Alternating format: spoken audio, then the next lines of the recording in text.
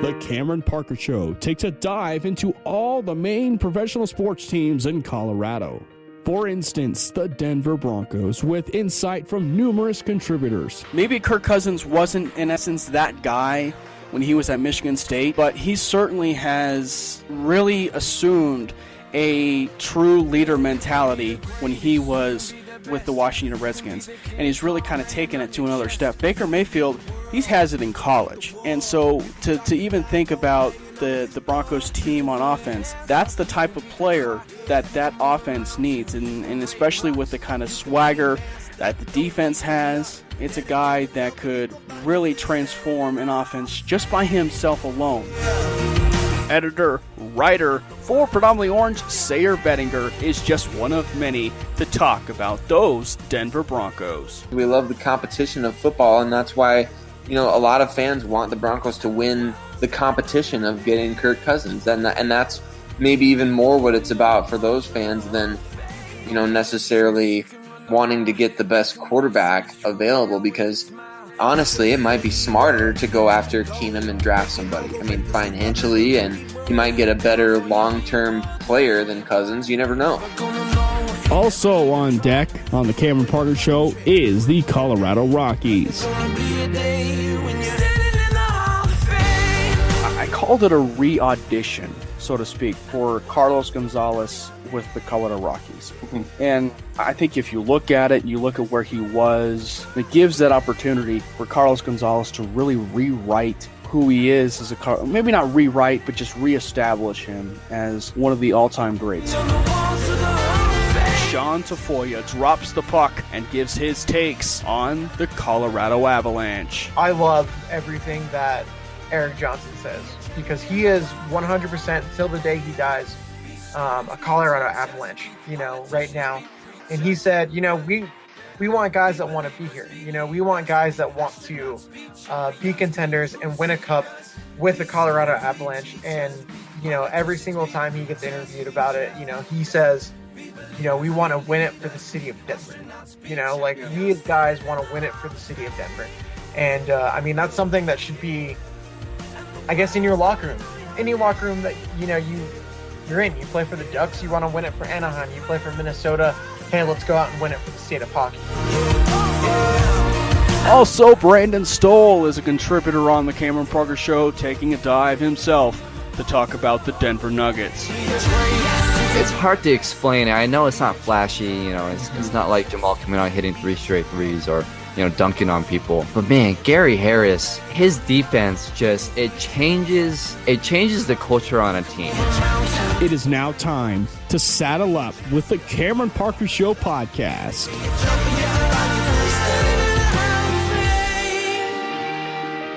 Welcome in, ladies and gentlemen. It is another edition of the Cameron Parker Show podcast, and it's kind of a special one.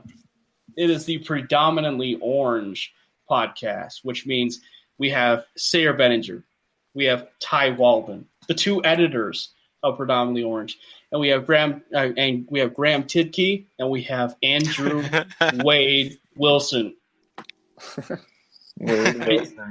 How you doing, my guys down at Predominantly Orange Swag?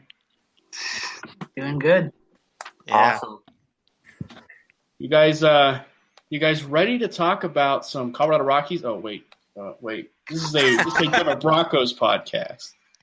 Oh man, I was gonna say I wouldn't be able to give you much on the Colorado Rockies, other than the fact that they have the second best third baseman in all of baseball. Sorry, I didn't quite hear that. My I turned you on mute. Oh, that's all right. No worries. Well, all Broncos for me too.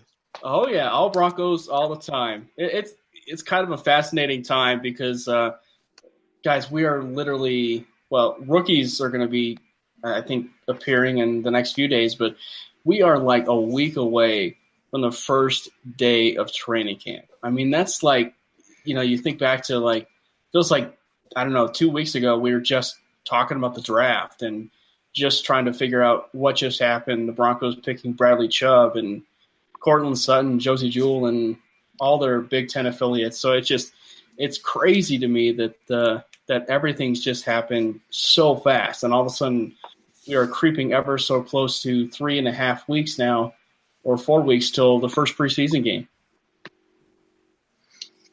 Yeah, I think the first preseason game is, I believe, two weeks from this Saturday. Yeah, what is it like? I think it's August 11th, if I'm not mistaken. Yes, it is. Minnesota Vikings. Oh, yeah. I love that. Get a little revenge game right off the bat. We get to let our defense tee off on old Trevor. The backups come in and just rip Trevor apart, show him who's boss on his old stomping grounds. I love it. I thought you were going to go to the Kirk Cousins Well, scenario. Kirk, I just don't know how much he'll play. They don't want to get Kirk hurt, and so he might only be out there for a drive or two. But you never know what could happen in those. I don't know. I don't know. Well, it is. We're also going to be talking about the state of the franchise. We can go around to each and every one of you guys and get your guys' take on the Denver Broncos. But now that I have Ty and Graham and Andrew on, it's now I can get your guys' take on what just transpired with this team, because it feels like the draft happened and they were 5-11 before that draft. But everything's changed in the landscape and the actual point of view of this football team, to the point where they sure don't look like a 5-11 football team. Oh, definitely not. This team looks like it could win. I definitely see 500, maybe even I could even see playoffs right now. What about you guys, Graham, Andrew? Absolutely. I think analysts are sleeping on the Broncos right now. Their defense is going to be solid. They're replacing a lot of the older guys with young, inexperienced players. As long as those inexperienced players can step up and show out, I think the Broncos have a chance of winning at least 10 games and potentially getting the wild card berth. I think the AFC West is a tough division, though. A lot of talent and a lot of good quarterbacks, but ultimately I think I have to be a little bit biased here and think the Broncos are at least going to get 10 games in. What about you, Graham? I remember writing an article about Sports Illustrated. They suggested the Broncos are going to be not a lot worse, but at least one game worse than last year, and I totally disagree with that. Completely. Yeah, it's one thing to be doubted, but it's one thing to say that they're going to get one game less than what they had a year ago. And that 5-11 season was pretty bad. And to think that it could have been a lot worse than what it was at 5-11 is something else. And that just is kind of a tribute to kind of the team. And maybe they weren't, in essence, a 5-11 team on paper last year, but just because of the play of the quarterback and a lot of issues on the offensive line and injuries, it just sort of transpired in a downward spiral rather quickly. Yeah, I think it's an interesting scenario that typically if you see a 5-11 team bounce back to be a playoff contender, if you look back at the previous years, they were losing games by less than 7 points, by 3 points, and just not winning those close games. And I think with Denver, they were losing big time in big games consistently, and that losing streak didn't help. They were getting blown out by teams. So the record was very realistic for how they're playing as a football team, which I think makes it all the more interesting that this year there's a real chance that they can return back to playoff form. And what was interesting is when you are 5-11, you have the opportunity to coach the Senior Bowl, which it is kind of, I guess, bad because of the fact that you're one of the worst teams in the National Football League and you're rewarded with coaching the Senior Bowl. Maybe not something you want to do on a regular basis, but it's something that you want to hit on. And as far as hitting a home run, and Sayer, you had a pleasure of actually going down to Mobile or down in Alabama. Yes. And they sure hit a lot of home runs with plenty of those draft picks that they took down there in the Senior Bowl. Yeah, it was huge. And I think you even saw even guys that weren't at the Senior Bowl, the Broncos really valued that 4-year experience from their draft picks, starting with Bradley Chubb in the first round and then their second pick, Cortland Sutton, another senior. And then you just kind of cycle through the list. Royce Freeman was supposed to be on their roster at the Senior Bowl as well. Actually, he was placed on the North roster before eventually I think it was injury, or I don't remember exactly what it was that got him taken off. But yeah, and then you just keep going down the line. Isaac Yadam in the 3rd round. That was a guy that they were really impressed by at the Senior Bowl. Same with Deshaun Hamilton, who was lucky to even be there.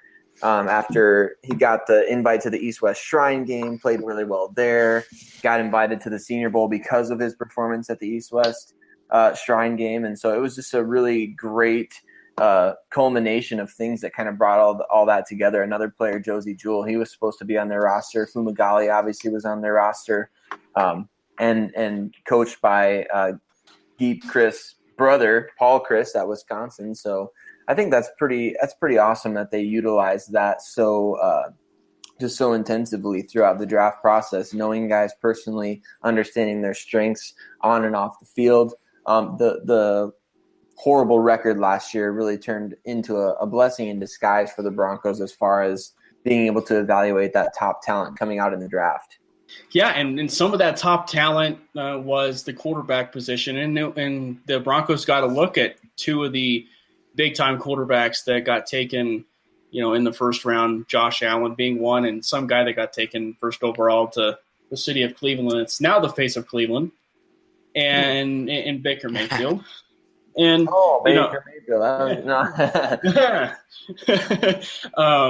But it's really interesting to see now the Broncos, and they had already signed Case Keenum sort of around that point, and so it kind of got into that area where where do the Broncos go? Do they start going hard after these guys like Baker Mayfield and going after these draft picks early to put pressure on Case Keenum? Well, as the draft unfolded and you started to see them surround the pieces around Case Keenum, it started to seem like the Denver Broncos and the Denver Broncos brass really do feel very comfortable with Case Keenum at quarterback, and it's hard to argue hard to argue that because of the success that he had with Minnesota, and usually it's a good chance of success when you have a really good year, when you're starting to kind of creep into the success of your career at that point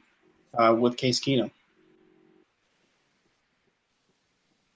I think it's important to note, too, that Case Keenum, although he only had one real major season, the majority of his career was spent with Jeff Fisher, who is historically known as a QB killer. So I think there's, watching Elway not take a quarterback, and I think had the cards fell a certain way, there's definitely a chance we could be talking about Baker Mayfield as a Denver Bronco or Sam Darnold as a Denver Bronco. I think not going with one of the other quarterback prospects just shows his faith in Case Keenum, and also is a gutsy move by Elway to basically set this team up to win now. And if Keenum doesn't do or perform as well, I think that sets the Broncos back. But if he does perform like he did last year, I think the Broncos are set up for the next 5-10 years. You guys got something to say? I do. The biggest thing for the Broncos now, I believe, is the fact that they're not going to be rotating quarterbacks, whether it's due to injury or performance. Yes. They finally got their quarterback and a guy that Vance Joseph can work with. Mm-hmm. Yeah, and I think that's a big deal. We think back to the Peyton Manning years. It relieves stress off a lot of the players when knowing the fact that of who that exact quarterback is that will be starting. And absolutely. And that's been something that has dominated this team as far as the drama, because you had the last 2 years of, well, is it going to be Trevor Siemian or is it going to be Paxton Lynch? And Trevor Siemian won both of those times. And so it sort of went into this question of uncertainty of the process of, well, Paxton Lynch, which is another story in and of itself, but to the point, well, will they ever find that quarterback that can at least bring stability to the team? And it seems as if they've really found at least a stable quarterback, and they appear pretty set that Case Keenum is the guy for at least 2 years. Yeah, I'm really excited for Case Keenum because you look at last year. I brought this statistic up all offseason, it feels like. But Case Keenum finished last season with the Vikings in the regular season, at least, with a rating of 98.3. And you look at the Broncos last year in their 5 wins, the quarterback rating on average was 97.5, and in their 11 losses, it was 61.6. And so just that's an average too. So I mean, there's some outliers that are bringing that 61.6 way down low. And there were a couple of outliers that brought that 97.5 way up high. There were a couple wins where the quarterback rating was just average in the 80s. And so you're bringing in a guy who's quarterback rating. I'm not saying that means everything, but his quarterback rating last year was a point higher than our average in 5 wins. And I mean, to me, that says something. It says a lot about the fact that the Broncos still have a good enough team to win when the quarterback play is average or above average at least. And so I think Keenum is going to make a huge difference for this team. Yeah, I 100% agree. Because, you think back to where he was with the Minnesota Vikings. He was a bona fide MVP candidate at one point in time. I mean, he was, or even the entire regular season. I mean, there was about 8 or 9 stretches of games where the interception to touchdown ratio was, I think it was like 15 touchdowns and like 4 interceptions or something. It was something asinine that you just never would have pictured Case Keenum having those particular numbers. And it goes to them utilizing a lot of the playmakers that they had down there in Minnesota. And that's something that the Broncos are actually have the capability to do now that they've stocked up with the wide receiving core and giving the opportunity for Demaryius Thomas to basically be that guy again to make a play in the open field and make those spectacular catches in the air. So it just opens the door now for the Broncos to basically be what they were with Peyton Manning. You can't really replace Peyton Manning, but the essence of wanting to let your players make a play day in and day out.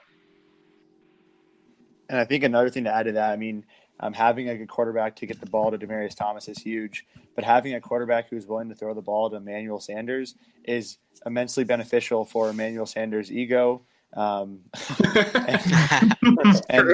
and for his distaste for not getting the ball. I mean, you can kind of see it. It seems like he's not willing to put in the effort in game time or put his body in the line when the games are meaningless. I would almost equate it to somewhat Aqib Talib-ish. And I think having a quarterback who's going to get him the ball you're going to see a really, a 2015 Emmanuel Sanders as opposed to last year's Emmanuel Sanders that, was banged up, hurt, and wasn't getting on the field much. Yeah, healthy Emmanuel Sanders really does change the entire framework of that offense. Just because of the skill set that he had when he was healthy, because now, and maybe it just goes to where the Broncos are and then the amount of players that they now have, because I can't actually picture a time for this Denver Broncos roster where the wide receiving group has been this deep in so long, just because of the fact that they now have the ability to basically roll out another starting lineup if they want to. Like if they wanted to give Demaryius Thomas and Emmanuel Sanders a rest and to say, hey, Deshaun, hey, Cortland, why don't you go take the reins here for a game? They could do that. That's not logical, but they could do that. And it just shows you the actual depth that they have at wide receiver. And so for getting a guy like Emmanuel Sanders healthy and having him healthy, it affords the Broncos to have so many options to go with where they want to position Sanders on offense. Do they want to go him into the slot where he could be unbelievably effective?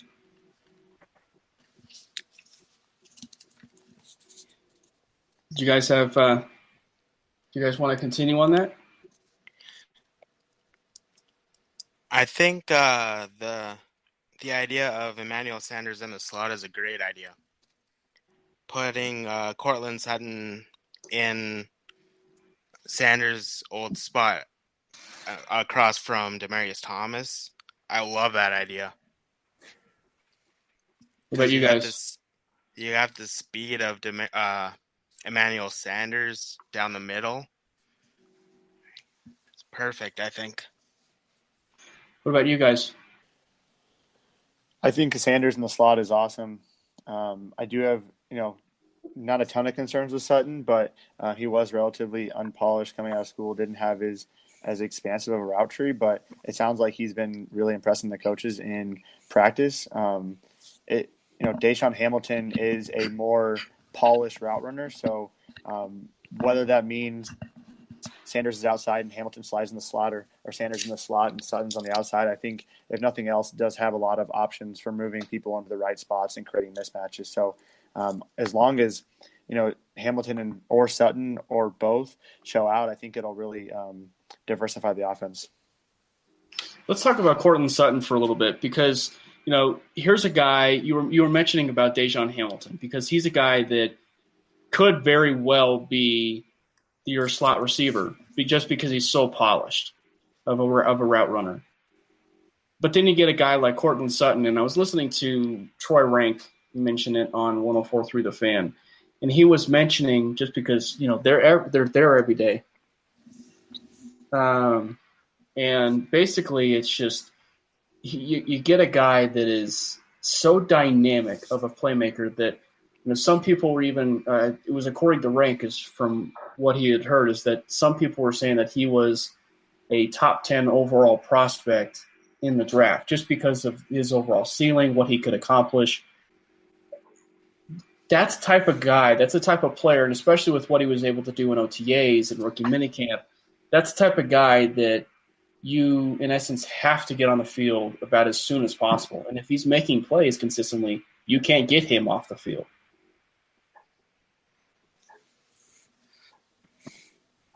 Absolutely. Sarah? Yeah, I want to see Sutton get to the point where the Broncos have no choice but to keep him on the field. Now, I'm working on a post tonight here about the offensive depth chart and the formations we could see this year, some of the personnel groupings. I'd like to think that, in similar ways to what Bradley Roby has been used defensively in his first couple of years in the league, the Broncos can maybe find a way to get Sutton involved similarly to where, maybe he's not announced with the starting lineup on Sunday Night Football, but maybe he plays as much or more than a lot of the starters in the Broncos offense, aside from the offensive lineman and quarterback. But I would love to see Sutton get to the point where he's taken, at least 60% of the snaps. And I think the Broncos are going to have a tough time keeping a lot of guys off the field this year, namely, Sutton and Deshaun Hamilton and Jake Butt, those type of players. But I would love to see Sutton get to the point where he's using his big body, his athleticism, his ability to adjust to poorly thrown balls, just that go-get-it factor that he has, where you can just kind of throw the ball in his general direction and he's going to come down with it. I think that's something that's really been missing from the Broncos offense as far as, guys like Cody Latimer and Benny Fowler, Jordan Taylor. He's made some tough catches, but for the most part, the Broncos have struggled to find guys who can create their own openness as receivers. And that definitely is a huge help for quarterbacks. We saw it for Case Keenum last year with the Vikings. I think he had the highest quarterback rating of contested throws in the NFL, and that doesn't happen unless you have guys that can catch the ball in contested situations. And so I'd like to see Sutton get to that point where it's going to make it tough for Bill Musgrave to create packages for the offense that don't involve him. Yeah, no question. I mean, we think back to Cody Latimer. I mean, Cody Latimer was making those plays at the tail end of last year, but it just wasn't consistent at any point during the career, not even with Jordan Taylor, just because of injuries or you name it. And really Jordan Taylor making that spectacular Odell Beckham catch in practice. So, it's all about kind of consistency. I mean, we know that Cody Latimer was able to do that potentially as kind of being a decent 50-50 player in the air, but just it was all about the consistency. And for Sutton, it seems like that's just an art. And it goes back to, his basketball days, honestly. Back to when he was playing basketball down at SMU, and you hear the praise of ex-Hall of Fame or ex-NBA coach and now Hall of Fame coach Larry Brown talk about that it felt like he was playing like he was 6'9", and just having the ability to box out a lot of defenders. And, we think back, and this guy's Cortland Sutton's a wide receiver, but we think back to Julius Thomas as we kind of transition maybe a little bit to tight ends. Julius Thomas was phenomenal, and just catching balls where he was boxing out linebackers and defensive backs to ensure that he was able to catch the ball.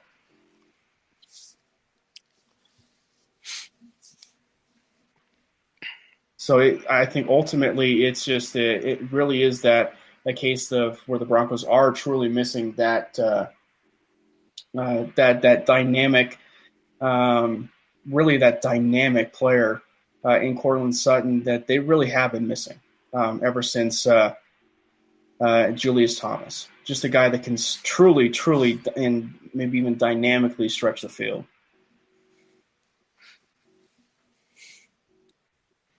But we mentioned – go ahead. I was going to say, and I think it's unfortunate, but I think that was the idea of getting Carlos Henderson and Isaiah McKenzie last year. Although, they're not known to be jump ball guys, the speed itself could stretch the defense, and how that's gone the last year has been relatively disappointing. So it would be awesome if we could get some production out of Sutton, out of Hamilton, and, if Carlos Henderson can get his head on right, we could be saying at the end of the season the Broncos have the best wide receiver core in the NFL or top three, and they have a core that's ready to step up when Demaryius Thomas inevitably retires, and Sanders is kind of on his last leg of his contract here. So we could be saying that about 3-4 years. Look at the Broncos wideout core that they were able to get in 2016 and 2007, or the 2017 and 2018 drafts. Let's talk about that for a second, because you mentioned about the Sutton as it relates to Henderson and Isaiah McKenzie. Ty, it appears that, you look at Isaiah McKenzie and you look at the Carlos Hendersons, and it really appears like obviously the drafting of Cortland Sutton and Deshaun Hamilton put a lot of players on notice. And, maybe it was potentially starters as well, like Demaryius Thomas and Emmanuel Sanders. But as it turns out, Carlos Henderson appears to be one of the guys that just is on the outs because of, he can't get healthy, but also appears that he's maybe even being really, really cautious with this particular calf injury. Yeah, you might be right about that one. We know Carlos Henderson was hurt, was gone the whole year with an injury. And then I think it was sometime right before the season sometime after the season had ended, he was caught by police for having some marijuana in his car. So that I know probably didn't set well with John Elway. But yeah, definitely with the receivers of Cortland Sutton and Deshaun Hamilton, that's going to put a lot of receivers on notice, especially with how poor Isaiah McKenzie performed last year, and with Carlos Henderson not being able to recover. I feel like for Carlos Henderson specifically, his best shot could be maybe returning kickoffs, and there are a lot of players on that team who could do that same job. You have, trying to think, Jordan Taylor does punts. They were thinking about having D'Angelo Henderson do kickoffs. We could even see an undrafted free agent in Phillip Lindsay return some kickoffs. So with so much competition in some key areas for Carlos Henderson, he definitely could be one of those players that are on the roster bubble when training camp begins. Let's get to that roster bubble. Let's and just kind of get into that a little bit. We'll talk about the tight ends too, but because it relates to some guys that are on the roster bubble, but some of the guys that are on the roster bubble is a guy like a Carlos Henderson. When you have in OTAs, when you have Tim Patrick, who is about the same height and same length as Jordan Taylor, when you have him taking first team reps in OTAs when it should be Carlos Henderson, that's a huge indictment on Carlos Henderson. I mean, I'm okay with wanting to make sure that you are getting a full bill of health and you want to make sure you're medically cleared to play. But there's getting medically cleared to play, and then there's taking your own sweet time and own sweet long time to get ready. And it just seems like Carlos Henderson just kind of getting to that point where now it seems like all these workout videos that he was putting on social media and him getting jacked is meaningless. Oh yeah, definitely. I didn't even hear that Tim Patrick is taking first team reps. Like that raises like a huge red flag for some of those wide receivers that should be taking those first team reps, like Carlos Henderson, like maybe even Isaiah McKenzie. Like if you have someone who they signed, like what was it? It was to a futures. He was signed to a futures contract, wasn't he?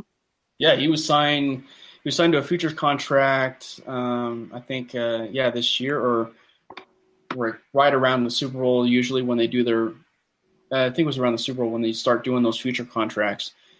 And that's when Tim Patrick came. Yeah, he's like 6'5". He's about the same height, if I'm not mistaken, as Jordan Taylor. So, that could spell some trouble for Jordan Taylor as well if he's taking first team. If it's Patrick taking first team reps instead of Jordan Taylor, like if he's taking most of Taylor's reps, that spells trouble for Carlos Henderson, and that even could spell trouble for Jordan Taylor. Yeah, Jordan Taylor, had sustained that injury, so it's unfortunate with him. But yeah. But Andrew, you were going to say something. Yeah, I was going to echo that. The reason why we can't look too much into the Jordan Taylor situation just because he is recovering from the hip injury. I think it is a testament though that Vance Joseph is getting comfortable in his role as head coach. He's willing to make the unpopular decision, and John Elway's not dealing with the bullcrap of last year. They dealt with a lot of people who had attitude issues, as you saw them lose more and more. There were scuffles, instances, that kind of stuff that I think are really shaping the way this Broncos team is being formed. As a lot of people know, they brought in a lot of captains in the draft this year. That's something they haven't historically done. And so I think there's a new wave of Bronco football that's about to be played. Jordan Taylor just may not make the cut just because he's a very consistent guy, but he doesn't bring a ton of explosiveness or big playmaking abilities to the table. He's made some nice catches, but despite his relationship with Peyton Manning, he hasn't gotten on the field a ton. And Carlos Henderson, Isaiah McKenzie, they're watching. They need to pick it up because they're bringing in these guys who are willing to prove it. And I think Vance Joseph is comfortable and taking those guys over a third rounder and a fifth rounder from the previous year. So I think it's a new state of Denver football where it's put up or shut up time, and I think it more resembles what the New England Patriots have built. Yeah, one of the other positions that's on the bubble is tight end, and that's usually where you look at the Broncos, and that's basically the entirety of their Big Ten aficionados, I guess, if they're spending so much time in the draft process and saying, hey, you know what, we're going to draft a Big Ten tight end.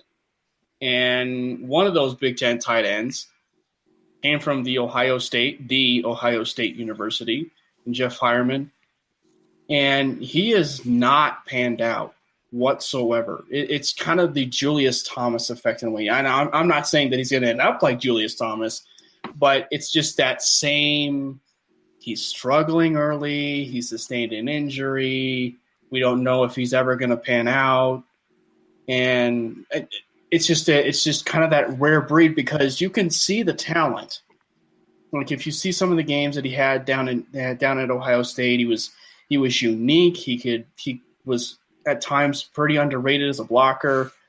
He's very fleet of foot as a route runner and to catch a pass. I mean, we saw it few times, I guess, when Simeon would throw those seam routes or Osweiler would throw those seam routes to Hireman down the middle of the field. So he's certainly capable of being that guy. But now with Jake Butt 115% in the fold, potentially as being that starter, there goes that question of, okay, well, is Hireman going to potentially be that guy long term to I think complement that? Hireman's big game wasn't that like against the Colts. He had that big touchdown reception. Yeah, that was like one. I think it was like, I don't know if that was his lone catch or if that was his of that game. But I mean, yeah, that was kind of the highlight of potentially who he could potentially be. Mm-hmm. I'm gonna take a look. Let me see. But yeah, I mean, really, and Andrew, you follow the Big Ten. Yeah, Yeah. You mentioned the similarities to Julius Thomas, and I think you couldn't be more on point, not just in the big playmaking abilities, but also in the relatively unknown of what he offers and brings to the table. I mean, he did, I think he got second team All Big Ten his senior season. He only caught 17 balls for 2 touchdowns his senior year. So, I mean, it's a testament to the skill set that he has and the fact that Ohio State's passing game hasn't historically been, an aired out type passing game. It's more short routes to explosive receivers. But, in his total college career, he caught 52 passes for under 1,000 yards. So the drafting of him in the 3rd round was, I'm pretty sure it was not an expected pick, and he wasn't valued in the 3rd round, but they're doing that based off potential. And so far we've seen the potential. We just haven't seen the consistency, and it's disappointing, but hopefully he can turn it around with some people riding his butt, ready to get into position with Jake Butt and with Troy Fumagalli. To go back to that Colts game, that 54-yard touchdown from Jeff Harmon, that was his only catch of the game. That's what I remember, because I thought that there was like one play in that game that Hireman made. Well, it was the one play that Hireman made that was just pretty impactful, because I mean that was Brock Osweiler's highlight moment of the year. Yeah. I mean, aside from the scramble and him, being fired up and doing the Mile High salute, and but yeah, that was the highlight pretty much of Brock Osweiler's. I would say that was probably the biggest thing that he did post Super Bowl 50 for the Broncos. Isn't that sad? Yeah. I mean, when you think about it. Graham, what is your take when you see the whole tight end battle and the whole thing be shaked up a little bit? I mean, Jeff Hireman really seems like he might end up being that guy that might be on the outs. Absolutely. The Broncos obviously don't have a guy like Kyle Rudolph, like Case Keenum had last year. But I think with the top 3 guys that they currently have, I think they could be really good next year. I think, didn't they draft a tight end 3 years in a row now? Is that right? From the Big Ten. Yeah, from the Big Ten. Yeah. And next year will be year 4 with Noah Fant. Hopefully that's hopefully. Oh, you just had to drop that in there. I found the perfect opportunity. We used to do that as a broadcasting exercise. We'd be like, you got to say this word, and you got to find a certain spot to say it during a game or whatever. So you kind of accomplished that one. You kind of accomplished that one. Go Hawkeyes. No, but yeah, it's kind of that Big Ten aficionado, I guess, with what the Broncos really love. I mean, it's they really like the Big Ten, feel to it. And one of the tight ends that, they actually drafted this year was Troy Fumagalli. And he is so interesting to me because he's a guy that could be the replacement to Virgil Green. But then you got a guy like Austin Traylor, who's from that same university, Wisconsin, who I don't even remember him being on Wisconsin, just because it just seemed like he was a non-factor. But usually when you come from Wisconsin or Iowa, you are really good at blocking, and you are really good at run blocking, and you're just a sound football player, and you're good at catching the football. And I think with Troy Fumagalli, having Joel Stabby and Hornibrook, who was terrible, if they at least had a competent quarterback, I think Fumagalli's stock would have risen exceptionally well. Just because I think people don't really realize, I guess, the type of tight end that Fumagalli really is. And honestly, I think a lot of it, and I think this is not talked about a ton, but the NFL doesn't like different. And Fumagalli doesn't have all of his fingers, and I know that is a little bit ridiculous. He's obviously shown that he can catch a ball, but just like with the Griffin brother out of UCF, he proved that he can tackle, he can make interceptions. He ran a 4.38 40, and he still fell to the 5th or 6th round. I think it's another thing that doesn't get talked about a lot, but the NFL just doesn't like different. And Troy Fumagalli is different. He had solid production for a Wisconsin tight end, like you said. The quarterback situation is terrible up there, and somehow Wisconsin continues to win games. But it's all from that run game, and that he can block. It's just a matter of seeing what he can do with his hands. Yeah, and he could be that guy. And so really you're kind of looking at the tight end group, and it's 100% led by Jake Butt, who, Graham, you were actually mentioning about Kyle Rudolph. I actually believe that Jake Butt could potentially be a top – I would say that he has the capability of being a top 5, top 7 tight end in the NFL. I mean, I just think that that's kind of the talent level that I see with Jake Butt, just because he's making highlight reel plays now. And now that he's had a full year to recover from the ACL that he sustained I think they were playing Florida State in the Orange Bowl.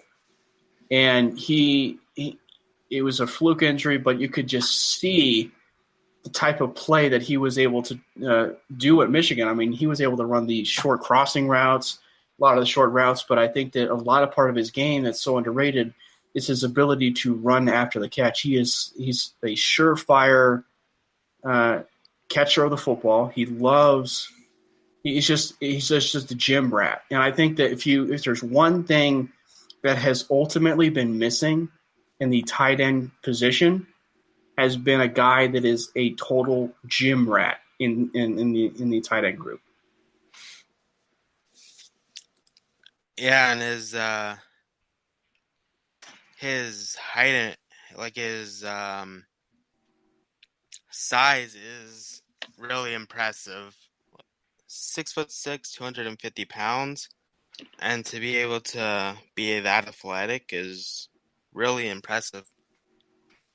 Yeah, I mean Jeff Hireman is that size, if I'm not mistaken. I mean, Jeff Hireman's like 6'5", 6'6". He's around that same height, but you're looking at a guy that just, it seems like he's just a more complete tight end. And you think back to just Butt as a gym rat.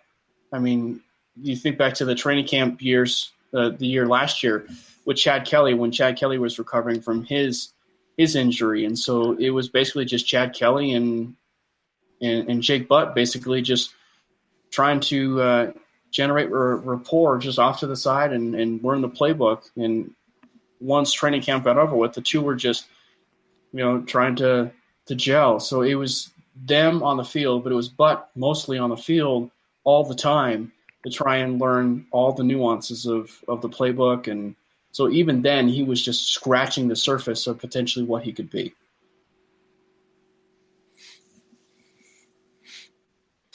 Now, Andrew, you had mentioned about the head coaching position, and that was actually, I mean, probably we as we're documenting and we're talking about this entire football team, there is not one person.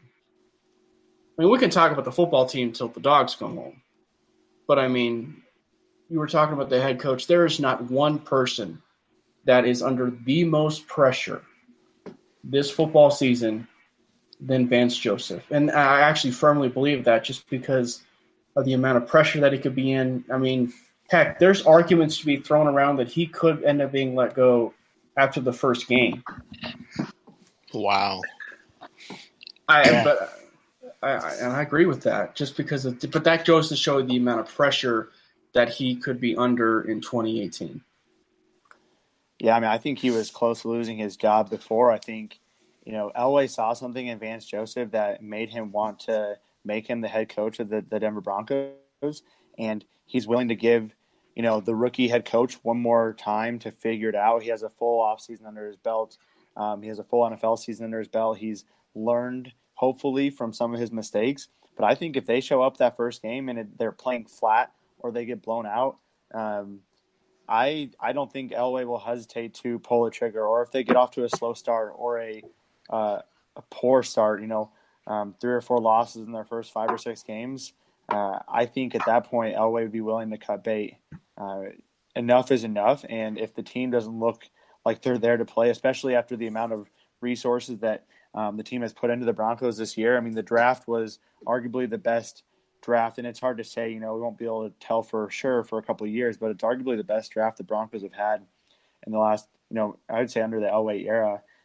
In free agency, they did a quiet job of building and surrounding their playmakers with other talented people, and I think the Sua Cravens trade was a fantastic move to get a guy who could have been a first-round pick just 2 or 3 years ago, and to get him for a mid to late-round draft pick. I think that's an underrated move that we could be talking about in a year from now as one of Elway's biggest deals. Yeah, that really is a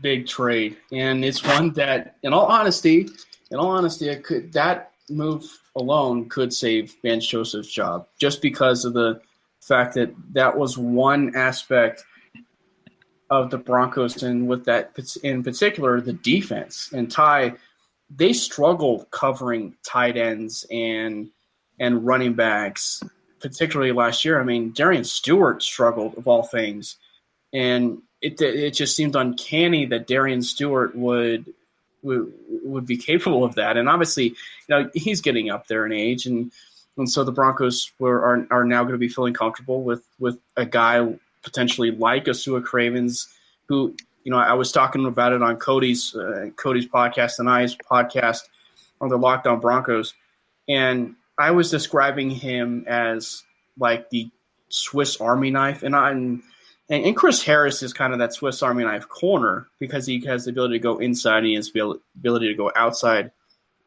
for a corner. But, I mean, Sua Cravens is ultimately like your ultimate Swiss Army knife or chess piece potentially of a defense, because he can cover running backs, he can cover tight ends, he can cover wide receivers, he can be a safety, he can be a linebacker, he can be a corner.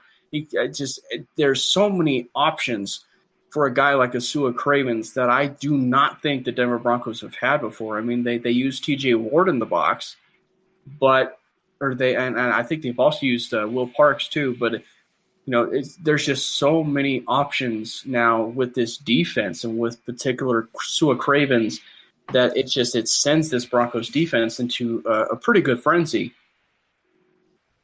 Oh, yeah, I agree. And going back on your not being able to cover tight ends, running backs, I think it goes even further back. It goes to the post-Super Bowl 50 era, that very first season. Like, I was in Denver for the Atlanta game 2 years ago, and they had such a hard time covering running backs coming out of the backfield. They had such a hard time covering tight ends.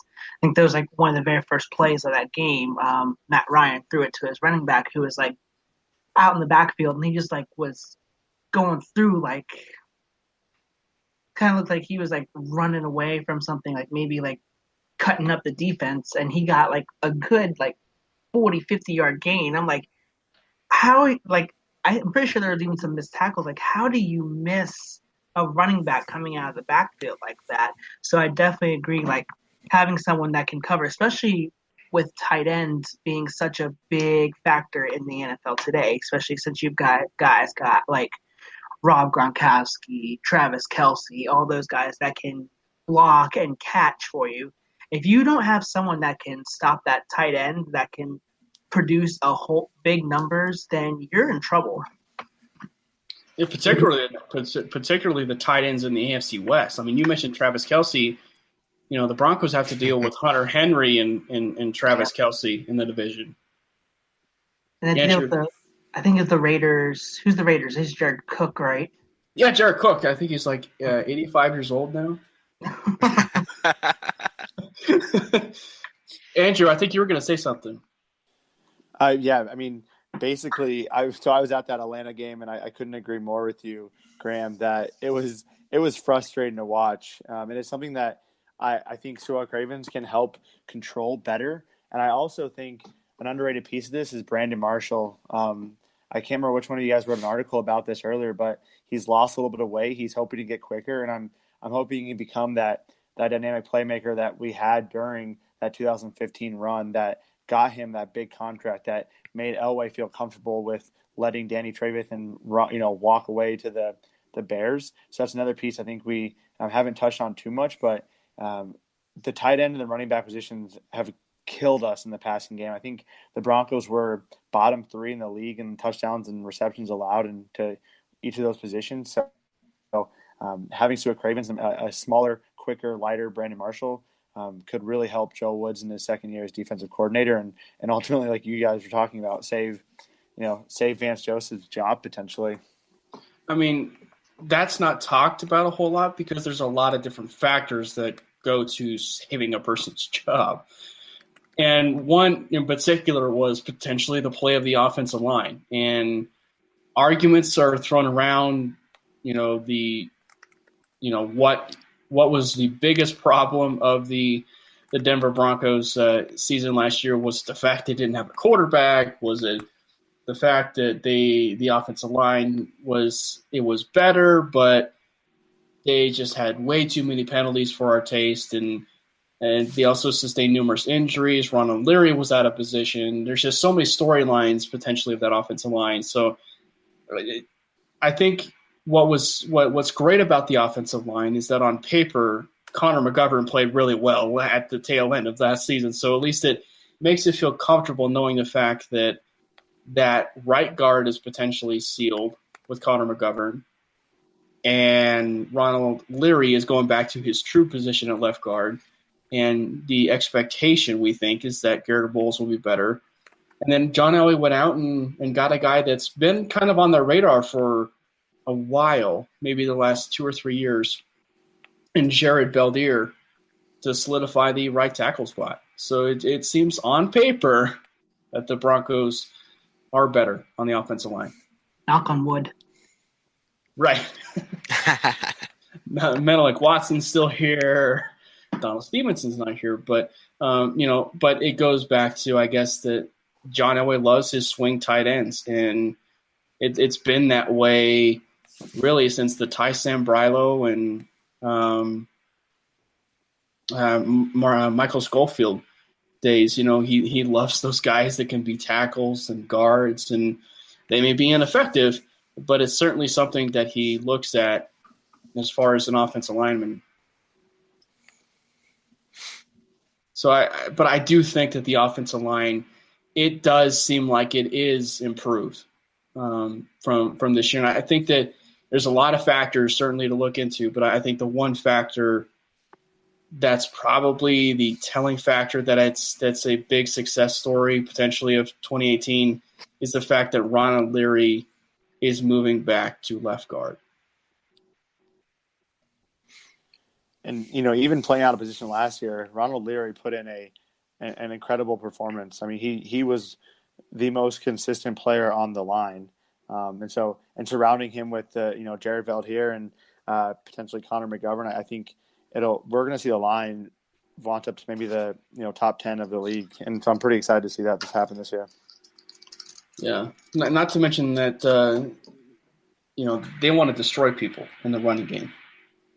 Connor McGovern he's proven to be a really good run blocker. He's clearly strong. I mean, he squats like 700,000 pounds. So at least that's what I saw in his Instagram video or wherever I found that. It was also in the draft process where I found out he actually squats 500 pounds. So that's kind of a big, strong dude. Maybe not like Aquaman, but he's strong nonetheless. But the offensive line really is improved. Would you guys agree, Graham and Ty? Oh, yeah. Yeah. Sorry, go ahead. No, go ahead. I really do. I think the addition of Jared Veldheer at right tackle is probably their biggest improvement there. And Garrett Bowles, I really do think he's going to be much improved.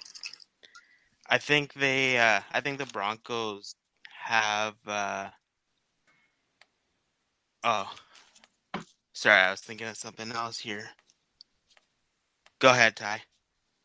Oh no, I was just gonna say that I definitely agree with that. The one thing I do wish was a little bit different was that they tried to find someone within like those first two rounds, as far as like the position of need, which was I believe it was if Leary's moving to right guard, right?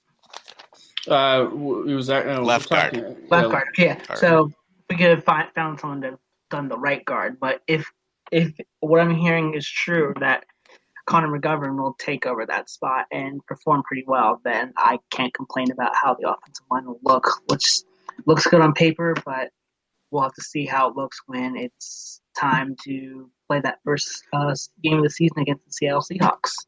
I would even say that there's also the question mark that Jared Valdir could potentially pan out because, I mean, you think of the long history and it's not good. I mean, with Elway and the success that he's potentially had of wanting to go sign right tackles. I mean, it's not been pretty. I mean, he went and got Donald Stevenson to fill the position of right tackle. He went and got Menelik Watson to fill the position of right tackle. He had Michael Schofield potentially come in and fill in with right tackle. And while at times it was good, I think in the Super Bowl year, Michael Schofield and Tyson Schofield actually played pretty well. But other than that, it's been a black hole of recent down there at the right tackle position. So it's great, certainly on paper, but because Jared Valdir is getting up there in age, I think he's like 30, 31, or 32, something along those lines. You certainly hope that that Jared Valdir is still at that peak of his career to where he can be that right tackle for the Broncos and put away a lot of the questions that have been that way in the past. Yeah, definitely. I think a big thing is if he can stay healthy too. I mean, last year he battled injuries and couldn't get on the field and put in one of his worst seasons of his career. So, this is an ultimate buy low, hopefully high reward type prospect or player that we can get. And if he can put in 1 or 2 seasons and afford Elway some time to find the long term solution at right tackle, that could really solidify the line. Yeah, I think if whoever they go into week 1 with on the offensive line, I think they should definitely stick with that throughout the season because you have that chemistry. You got to build that up. that's a really good point, Grant, because it brings me back to when the Broncos, and it might have actually. It might have internally doomed Max Garcia's career because I think back to that particular year, and they went to the Super Bowl that year, and it was back when they brought in I think it was Jason Peter or no, not Jason Peter. It was the guy from the Philadelphia Eagles, the Kelsey, right? Yeah, Kelsey. Jason Kelsey. No. It was the Evan Mathis. Yeah, Evan Mathis. Right. Yeah. When they brought Evan Mathis in, it was around training camp, and basically, Elway brought him in. I think it was around the 3rd or 4th preseason game, and Max Garcia was gelling. Max Garcia and the entire first team offensive line were gelling, and John Elway made the conscious decision to bring in Evan Mathis. Well, once he brought in Evan Mathis, it seemed like everything has, maybe even since that point, has just knocked everything out of whack for continuity. And there's just been no continuity except for a few players that have really stepped in and filled positions. But one in particular, Matt Paradis, who is coming in and he's going to be healthy for a full season, we think. But he's going to be healthy and he's already established himself as one of the best centers in the league. So it's just there really has been a continuity issue with the Denver Broncos in that offensive line. Yeah, last year there were 4 Broncos offensive linemen that started all 16 games. That was Garrett Bowles, Alan Barber, Max Garcia, and Matt Paradis. But yeah, that's too many rolling bodies. Yeah, that's too many rolling bodies for my taste, especially particularly for that offensive line.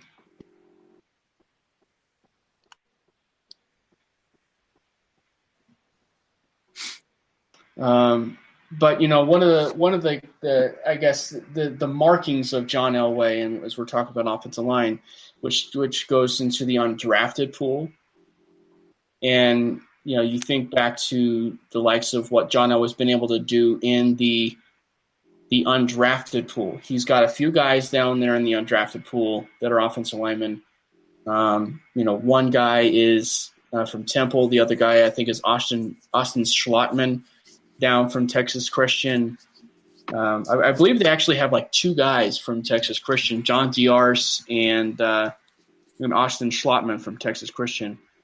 But the undrafted pool kind of leads us to a separate point. But the undrafted pool really seems like that ultimately could be a deciding factor to, once again, being a complete team for the Denver Broncos team, because it seems like the draft went well. It seems like the draft was like a grand slam, and then you had another home run with the undrafted pool. I mean, originally it started with Loa Latule, which seemed like a really good undrafted signing. I think he had a decent chance to make the roster, but then he made a personal decision and decided, you know what, I'm going to hang up my cleats. And so he retired, and then it opened the door even more for Jeff Holland to make the roster. We'll actually see if it actually comes true now that the Shane Ray news came out today.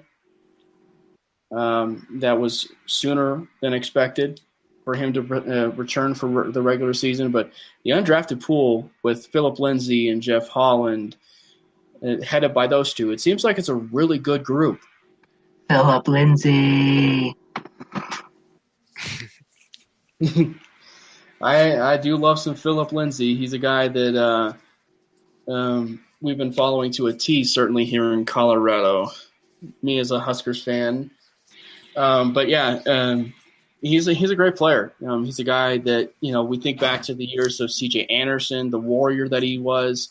I mean, this is a guy that has been truly doubted his entire career, as far as a guy that has come through high school, a guy that is, went to CU and was a really good kickoff returner, and then he assumed a role as a running back and ended up being a 1,200, 1,300, or 1,400-yard rusher, and just packed so much production in the Pac-12, one of the best conferences in the entire NCAA. So it's a guy that clearly is not shied away from being a very productive back.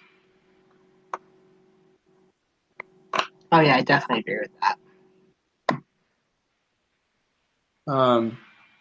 So who are some of your guys', I guess, diamonds in the rough, as we're kind of – it's kind of a scattered point of view, I guess, or a scattered look at their entire roster, but that's okay. When you look at the overall team, who could potentially be some of these diamond in the roughs on this roster to potentially even make that impact? I mean, it could end up being an undrafted free agent, or it could end up being a Jamal Carter who was a guy that was a buzz last year, but could end up seeing a much more playing time per se. So who are some of your guys' like diamond in the roughs for the Denver Broncos? I'm laughing. I was actually just going to say Jamal Carter. Great minds think alike. That was a force meld right there. I would say – oh, sorry, go for it, Graham. No fan? I was going to say, what do you guys think about Tremaine Brock? It's – we're talking about on the bubble candidates.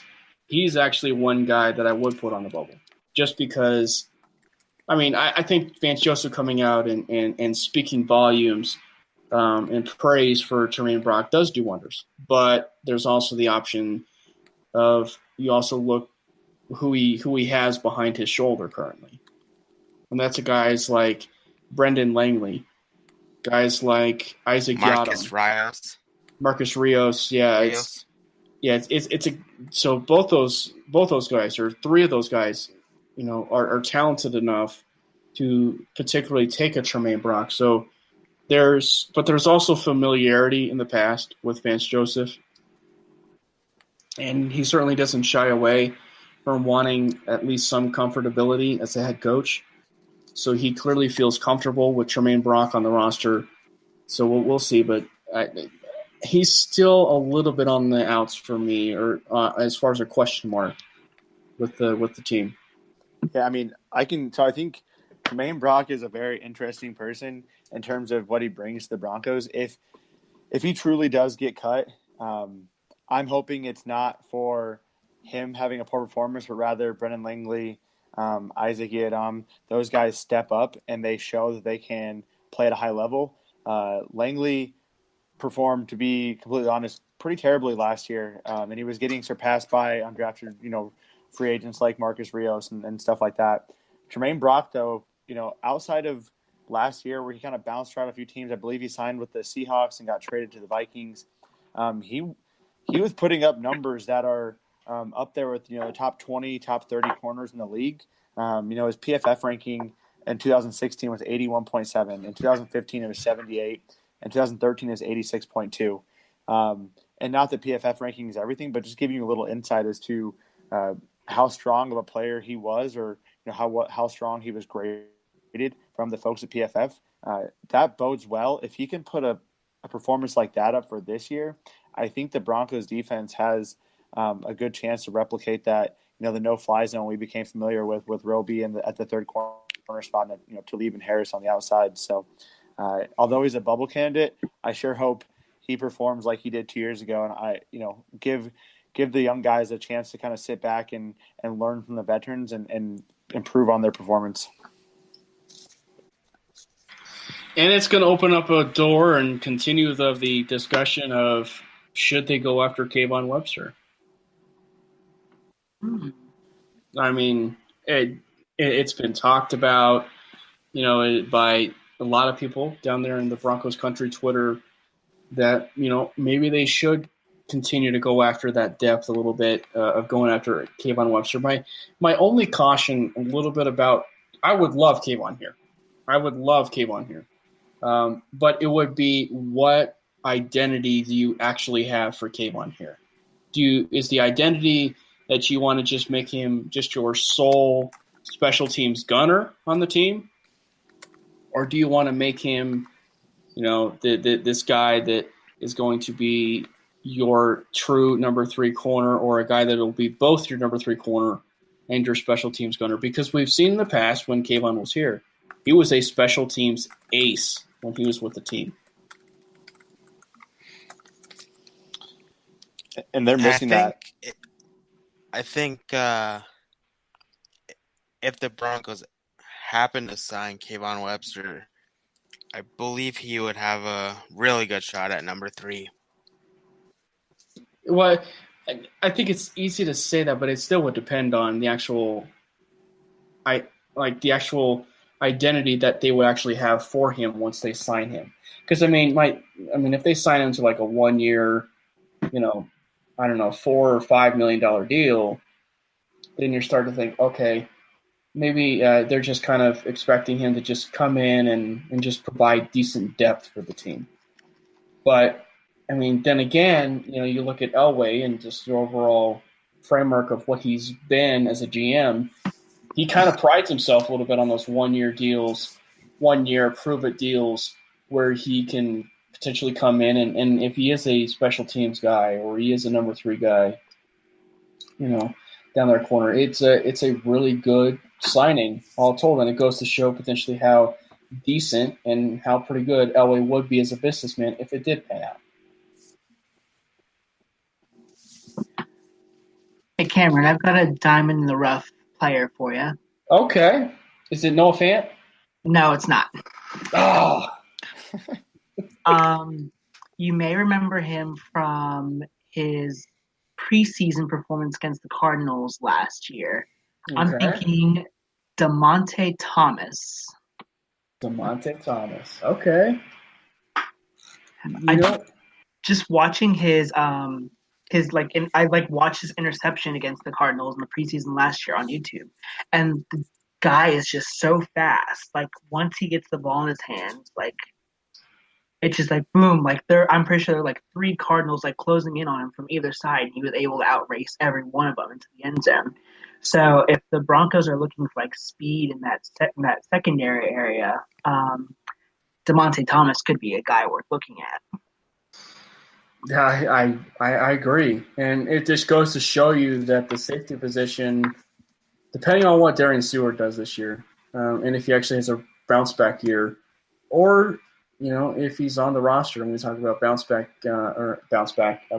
but on the bubble guys, Darian Stewart's maybe the biggest question mark because of the addition of Sua Cravens. But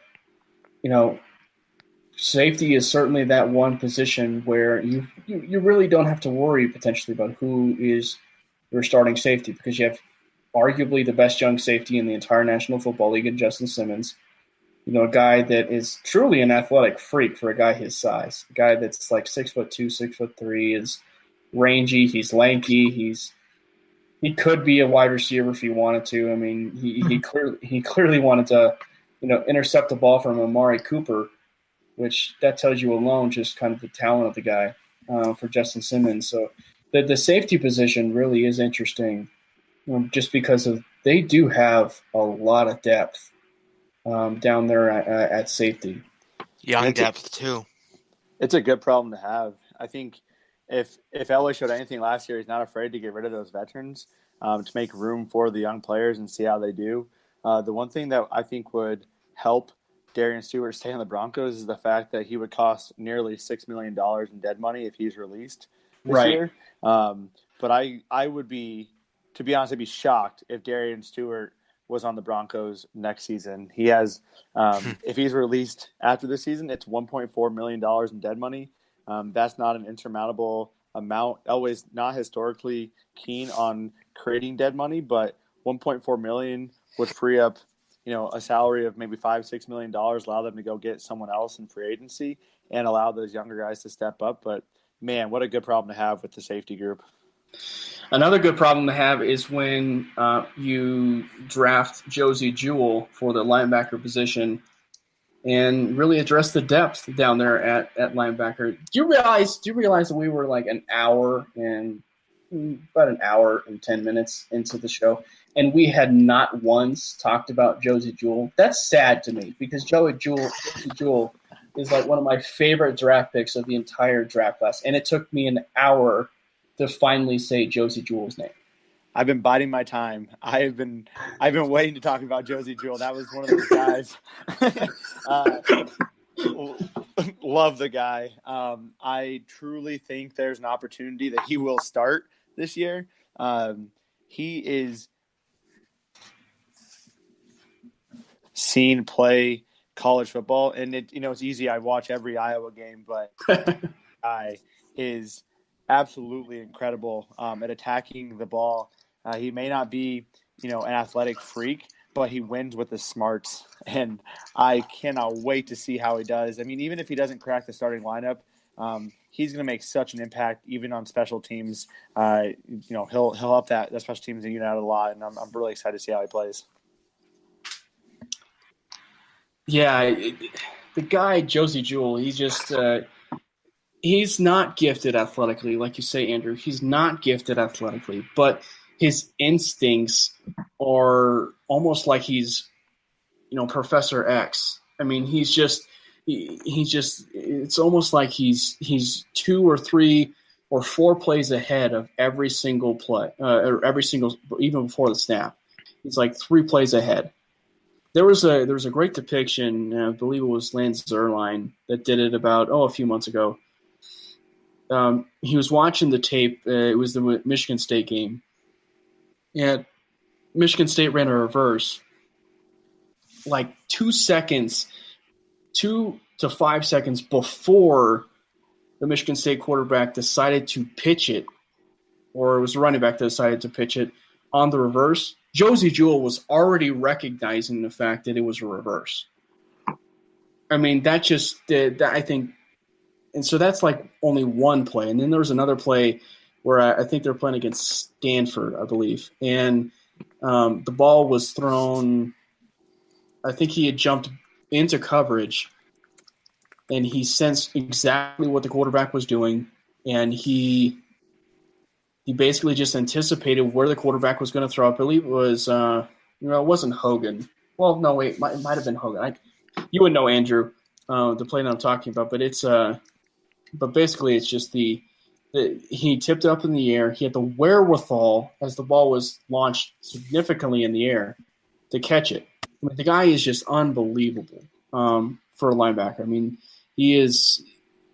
I think that the reason why there's plenty of buzz about Josie Jewell goes to the inconsistencies of Todd Davis. And I know that the Broncos signed Todd Davis to the 3-year, $15 million deal. But when all is said and done, it feels like it's kind of a minimal deal if they went out and drafted a guy of the likes of a Josie Jewell, a guy that he's the outlaw.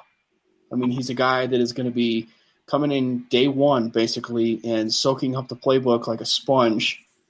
And I'm not surprised. I would not be surprised if he has the entire playbook already memorized from front to back. Yeah, and I think something underrated about him is his focus off the field and his ability to stay out of trouble.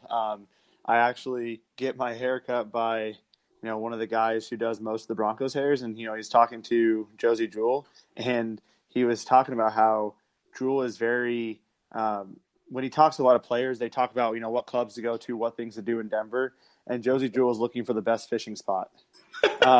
So those type of things are, I think they're underrated aspects, but there's not going to be an issue off the field with him. The guy is looking to catch the best bass. He's not looking to go to the club at night and go out and put himself in, not necessarily because other players do it intentionally, but put yourself in situations that are going to hurt your career, hurt your hurt your potential. The guy just got married this offseason. I mean, he's committed, and there's not a lot of distractions, I think, on his play. He's ready to come in and make a difference, and he's always had to work hard. He was a 2-star recruit out of Decorah, Iowa. I mean, the town's about 8,000 people, and he managed to work his way and become one of the most decorated linebackers of all time at Iowa. And I think I know I'm biased, but Iowa's linebacker history is truly up there with a lot of other of the great linebacker colleges you think of, like in Alabama, that type of thing. And they're not always high round draft picks, but they put a lot of linebackers in the NFL.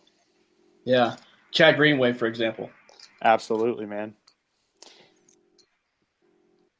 Yeah, it's really interesting to me with the whole linebackering group, just because of the fact that we were talking about Danny Trevathan a while ago, but the Broncos have really been lacking that replacement for Danny Trevathan, and there's been continuity in essence with the Broncos and with Todd Davis coming in, but it really seems as if there's more continuity depth-wise. There's more continuity potentially of starters. So whether Todd Davis is the starter or Josie Jewell ends up being the starter, the opportunity is there to potentially even make the impact of having consistent linebacking play all throughout. Absolutely. So one area that I don't think we've even touched on is Bradley Chubb and the actual pass rushers, and that's just because of the fact that we actually know what we're getting into. So tell me, guys, what did you guys feel about the Bradley Chubb pick? Like, once it actually happened, and I should say once the Cleveland Browns pick happened, because we kind of knew once the Cleveland Browns pick happened who potentially could end up being the pick, and it kind of turned out exactly the way of our predominantly orange mock draft. So not to toot our own horn or to toot our own horn, but what did you guys feel about the Bradley Chubb pick? We probably got the best defensive player in the draft, right? Would you say that? I agree. Yeah. I'll say that, like, the moment that I saw the Cleveland Browns draft Denzel Ward, I'm like, we're getting Chubb. We are definitely getting Chubb now. Yeah, it seemed like it really did seem ultimately that the Broncos, once they drafted Chubb, everything that had happened, their focus, their 100% focus, it seemed like it geared 100% to just this win now mentality. We will build around Case Keenum. We'll build a terrific defense with linebackers, pass rushers, corners, and then we will put a lot of guys on notice in the process. So it seemed like once that happened, it seemed like they were a much better football team on paper once that happened. I also think it's important that Bradley Chubb wanted to be on the Broncos to play with Von Miller. Yeah. I wrote an article 3 months ago about him saying that it would be crazy to play with him. And that's a big part of, like I said earlier, building chemistry. You got to have players that want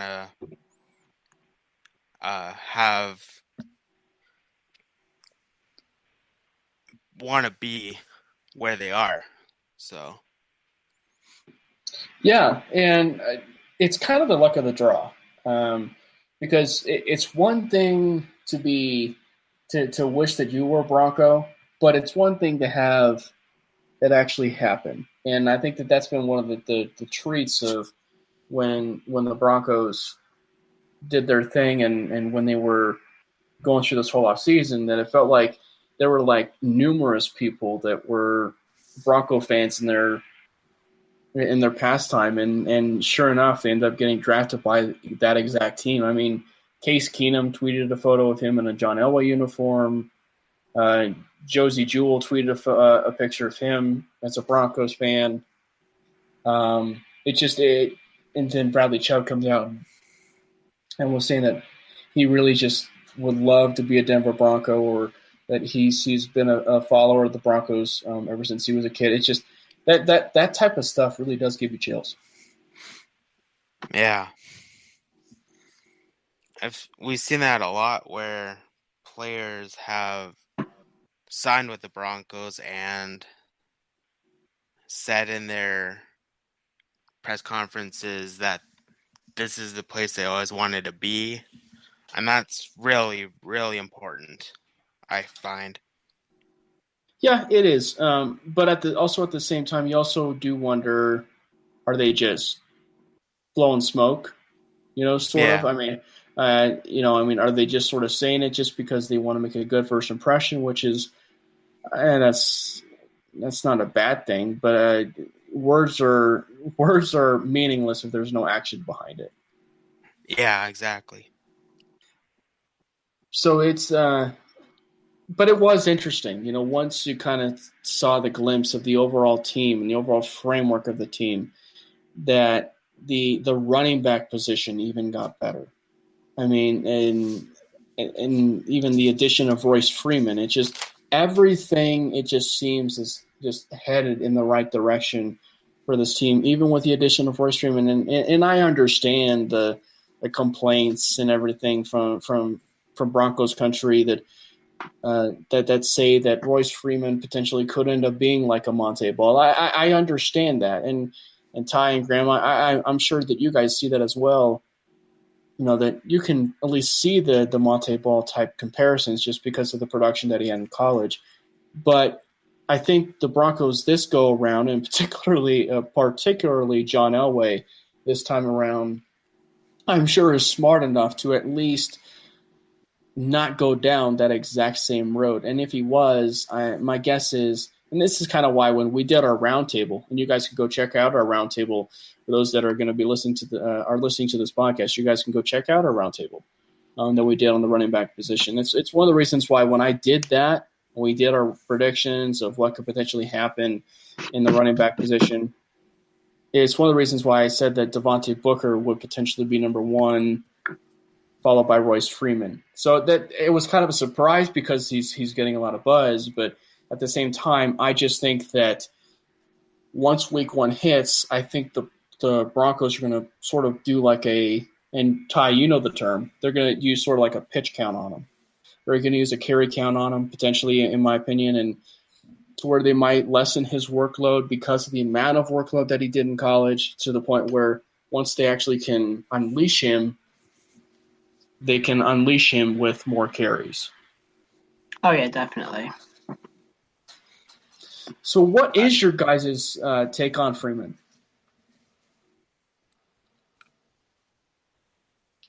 Let's see, Freeman. He was actually one of the guys that I'm pretty sure in one of my mocks I had him going in the second round, and I think it was like one of my first 2 or 3 mocks. I actually had the Broncos draft him, I believe, in the second round. Dude can run, and it's going to be interesting to see how much work the Broncos give him that first year. But I think if he learns the playbook and performs well, I could definitely see him. I mean, if for some reason something happens to Devontae Booker, Royce Freeman, if he's willing to carry that load, he could possibly be our running back of the future. Yeah. And that's the key, is Devontae Booker really hasn't taken a stranglehold at all of the position. Not at all. They love him. I think the Broncos actually love him, but they don't see that type of production that they once saw in college with Devontae Booker, and that's a problem. Oh, yeah. Something that catches my attention with Royce Freeman is the amount that he had been used in college. Yeah. He had 947 attempts for 5,621 yards, 5.9 yard average, and 60 touchdowns. But having been used that much, that I think is quite a red flag.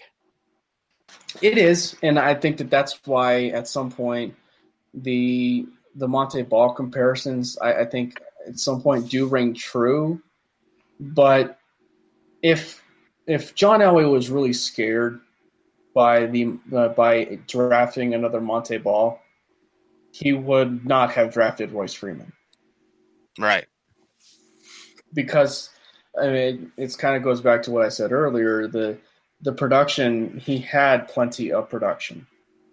So ultimately, I think the Broncos could end up doing the smart thing, which is use him on a pitch count or use him on a carry count, to use the football analogy, I guess, and just kind of lessen his workload. And then once it came to that point, really sort of just ease him back or ease him into being the bell cow. But what's interesting is John Elway himself did say in the draft interview that Royce Freeman is going to be the bell cow, or that he is a bell cow type running back that they were looking for.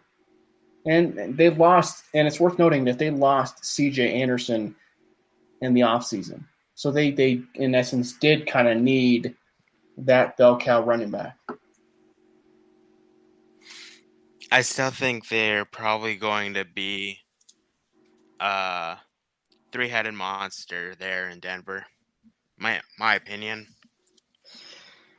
Yeah, and I think that it's going to be interesting to see what they do, because there are a lot of unique guys in that group. Philip Lindsay. There are a lot of interesting guys in that group.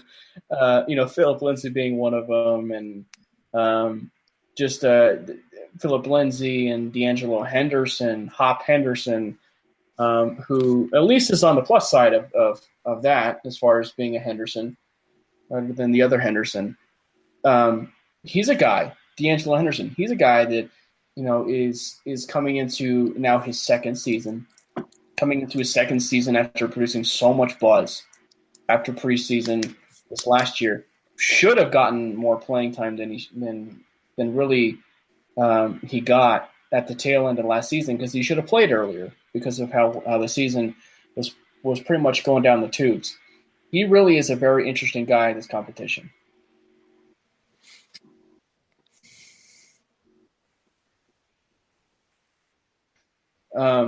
You think back to the play that he made. It was in preseason. It was a draw, and he took it for 30 or 40 yards, and he ultimately made the defense pay. I mean, he ran away from everybody, and that was basically his "I'm going to make the roster" moment. And I think that D'Angelo Henderson really is a very interesting running back in this, because he and Philip Lindsay could end up challenging for that number 3 running back class, or number 3 running back potentially on the Denver Broncos. And so you look at it, who do you guys potentially see as the guy that could end up being either that third down running back or a guy that could be that true change of pace running back? Because Devontae Booker could be a 3-down running back, or Royce Freeman could end up being a 3-down running back. So who are your guys' key players that might be the third down running back for the Broncos? That's tough. I think I normally had it. I'm trying to think. Let's see. We have Devontae Booker and Royce Freeman. I think just based on experience, it would have to be D'Angelo Henderson. I mean, in the final game of the season last year, he was able to show us what he could really do when he got that touchdown against the Chiefs. And he actually had a pretty phenomenal preseason. It's just that there's just so many guys ahead of him. He didn't really get his chance. So now with C.J. Anderson gone, with Jamal Charles gone, he'll now have a bigger chance. But for me, it's just really I'm split on between D'Angelo Henderson and Philip Lindsay at this point. Graham? I think Ty hit the nail on the head there. So D'Angelo Henderson had 7 carries for 13 yards the entire season. That's not a lot of work. So I think the Broncos should be giving him a lot more carries. They have to, I think. Yeah, and I don't know, and so I can understand usually where people are coming from, and where they say that the Broncos could potentially be around the 5-11. I get where they're coming from, but all in all, as we kind of put the final touches, I mean, let me just say this. Is there a training camp story that we did not talk about that you guys are very much looking forward to following here in training camp? The battle between Paxton Lynch and Chad Kelly. I didn't want to talk about Paxton Lynch because my affinity for Paxton Lynch is now down the drain.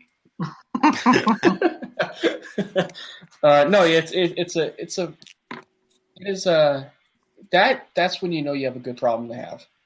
Yeah. When your biggest battle, or maybe one of the biggest battles, is for a backup quarterback, you're in a good spot to say that Case Keenum is your starter this season. And so it's a good problem to have. And I think for Paxton Lynch, this is a difficult season for him.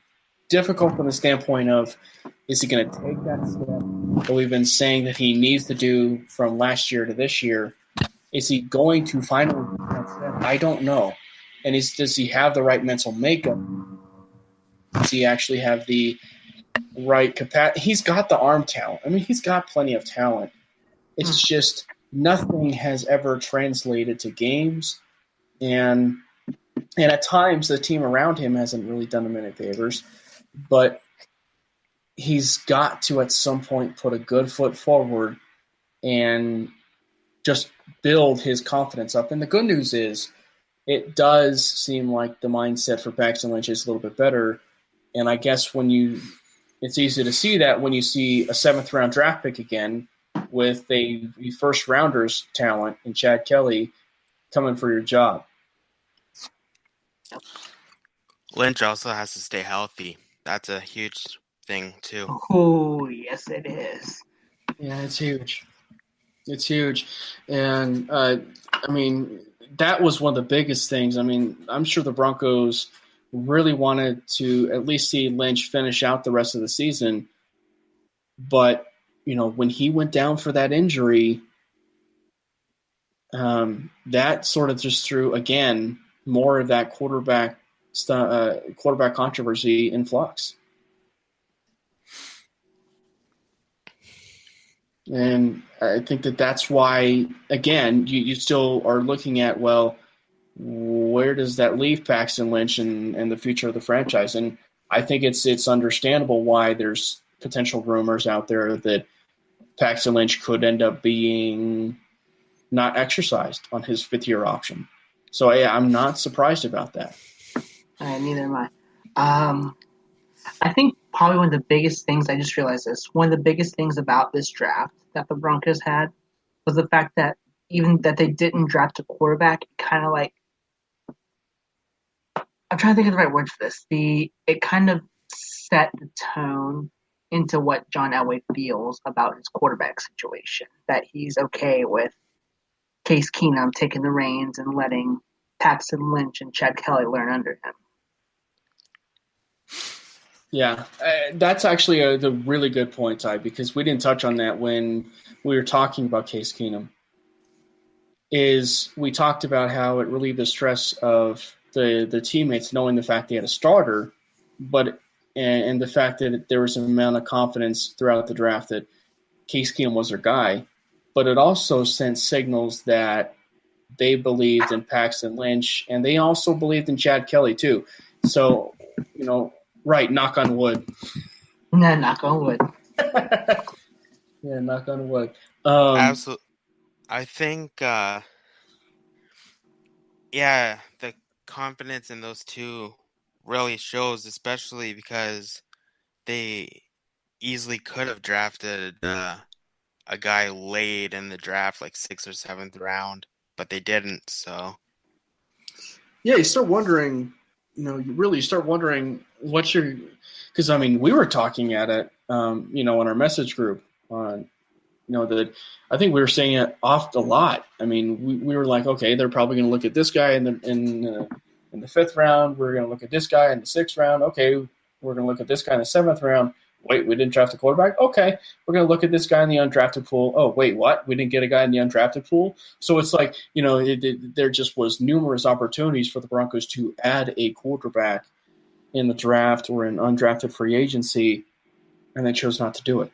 And I think that was probably one of the more telling parts. Maybe not that they didn't draft a quarterback, and maybe that was the telling point, is that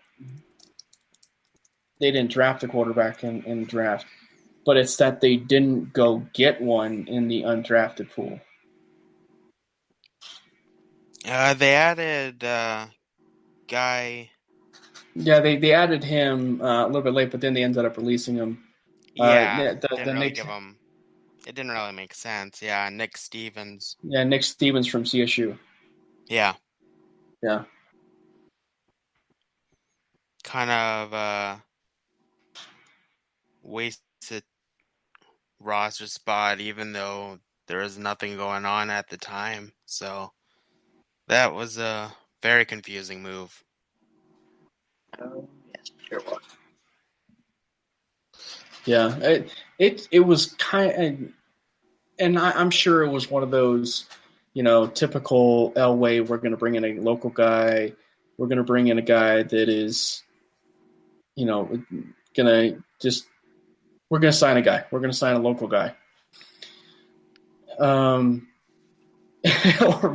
maybe they actually got a look at him and they said, okay, you know what, this guy really isn't all that great, and they were just waiting for the right opportunity to release him. As bad as that sounds, Yeah, it happens.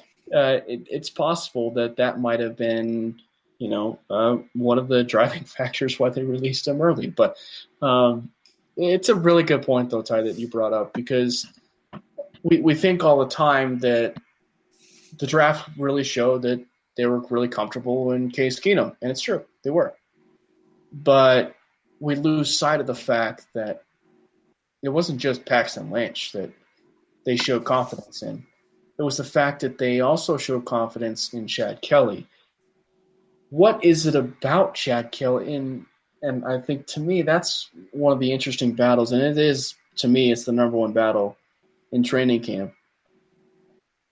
It's very interesting to me because you look back to the whole draft process and you were a big Oklahoma Sooner fan. You've been following it ever since the very beginning.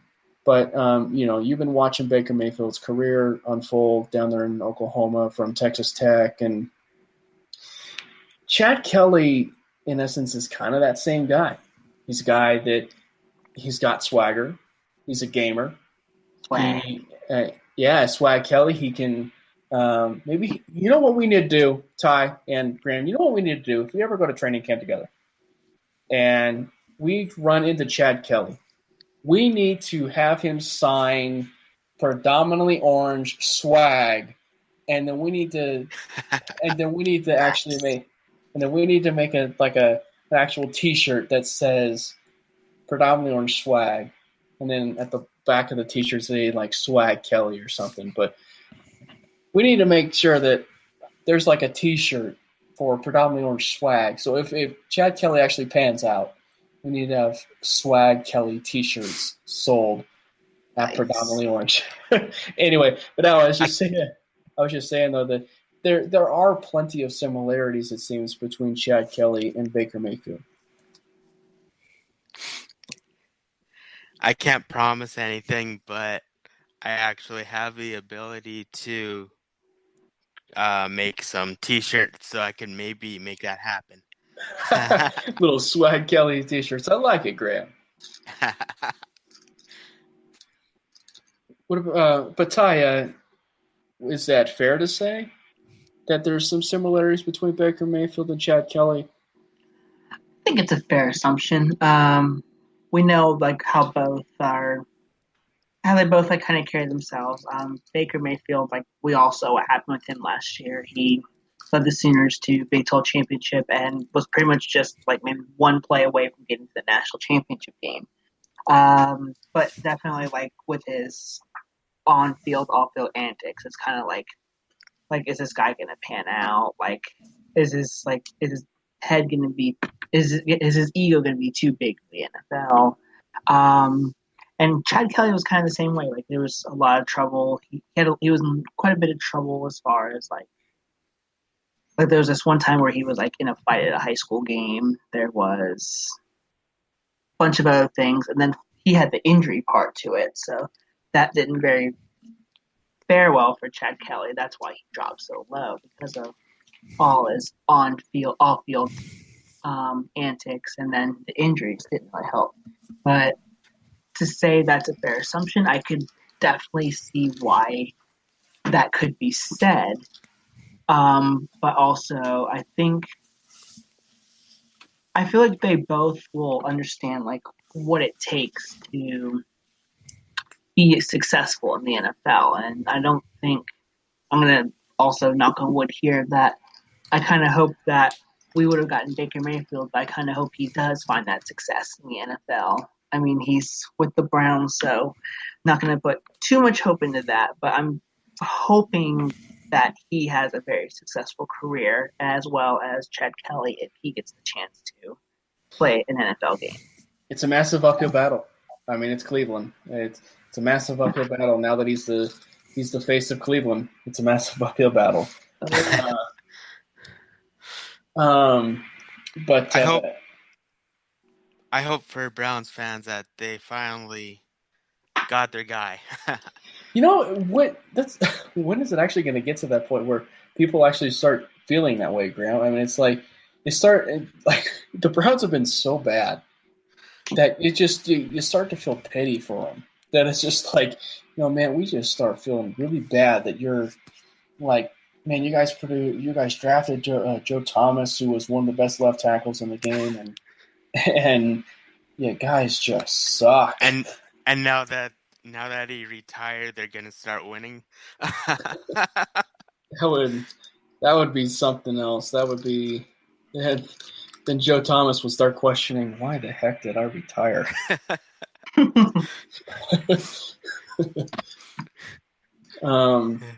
But no, yeah, it's definitely going to be a really fun training camp, and it's going to be really fun to see the different storylines. One storyline, and it's two different storylines, but they're all going together.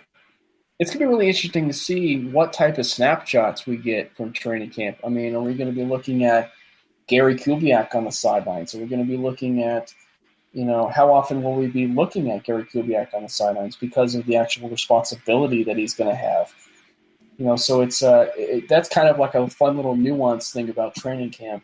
And because of Gary Kubiak's role, I wonder, will he actually end up seeing the field? And I think at times we will, because here's a guy, he's now part of the scouting department. So at times when you are a scouter, you want to make sure that the guys that you scouted, if it was in fact Gary Kubiak's, one of his biggest responsibilities was this particular draft that they attributed to, you want to see if the draft picks that you did in 2018 are going to pan out down in training camp.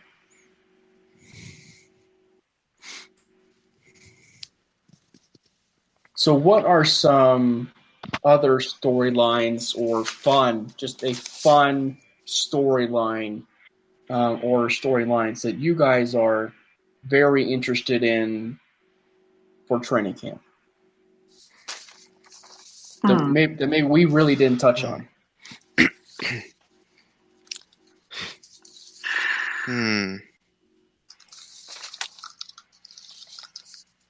I think we touched on most of them that I can think of right off the bat. Yeah. And this is the beauty of an hour-long podcast where we can well, guys, thank you guys very much for coming on. And my goal is to do sort of a predominantly orange podcast at times. Maybe not frequently, but just do it every now and again. Do one maybe as we do kind of like an NFL preview type deal.